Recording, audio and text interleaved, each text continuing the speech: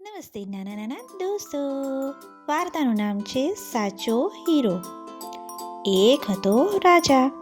એણે એકવાર દરબાર ભર્યો.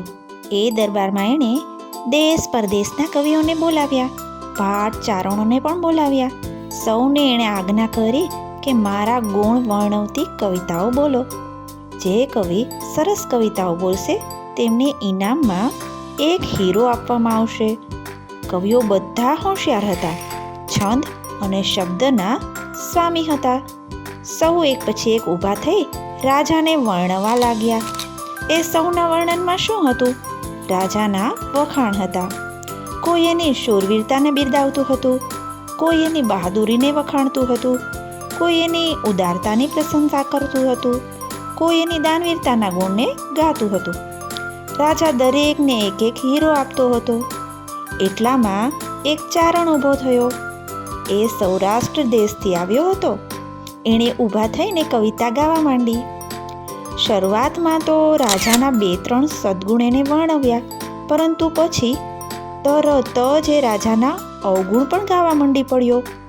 રાજા કેવો અભિમાની છે, કેવો અદેખો છે, પોતાના વખાણ સાંભળવાનું એને કેવું ગમે છે, વગેરે વગેરે વાતો એણે કહેવા માંડી. દરબારમાં બેઠેલા કવિઓને લાગ્યું કે હવે તો આ માણસનું આવી જ બન્યું છે. રાજા હમણાં જ ગુસ્સે થઈને એને મારી નાખશે. પરંતુ સૌની નવાઈ વચ્ચે રાજાએ તો આ ચારણને પણ એક હીરો જ ભેટ આપ્યો. આ પછી થોડી કવિતાઓ બોલાઈ અને આખરે દરબાર બરખાસ્ત થઈ ગયો. કવિઓ સૌ રાજી થતા થતા દરબારમાંથી બજાર ભણી ચાલ્યા. સૌ કોઈને પોતપોતાના હીરાનું મૂલ્ય કરાવવું હતું, પણ બધાના હીરા જોઈને ઝવેરીઓએ તો ડોકા ધુણાવવા માંડ્યા. સૌ કહે કે આ હીરો તો બનાવટી છે, ફક્ત પેલા ચારણનો હીરો જ સાચો હતો. ઝવેરીઓએ તેની કિંમત 1.25 લાખની આંકી. આ જોઈ કવિઓ બધા રાજા પાસે દોડ્યા. એમણે ફરિયાદ કરી, રાજાજી, અમે આપના આટલા વખાણ કર્યા તો પણ તમે અમને ખોટા હીરા આપ્યા.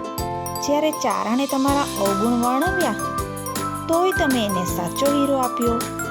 આ કોયડો અમને સમજાતો નથી, તમે આવું કેમ કર્યું? રાજા મલકાયો અને પછી ધીરેથી બોલ્યો, કવિજનો, આ કોયડાનો ઉકેલ તો સરળ છે.